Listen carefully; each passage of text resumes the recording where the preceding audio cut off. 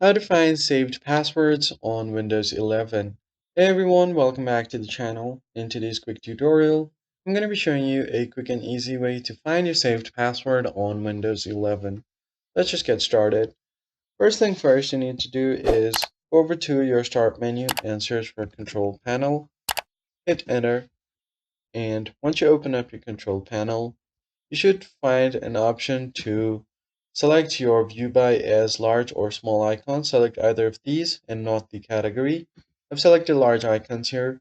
And on the third or fourth option, you can find the credential manager. Just go ahead and click on it. Then it's going to show you all of your web credentials here with your web passwords. If you expand this, you should be able to see your passwords just like so. And if you want to show your password, click on the show button and you're going to be good to go. You can do the same thing for your Windows credentials as well. Click on it. It's going to show all of the available credentials here. Just click on any one of them to view the password. That is basically it, guys. If you found the tutorial helpful, hit the like button down below and subscribe to the channel. I'll see you guys in the next one. Thanks for watching.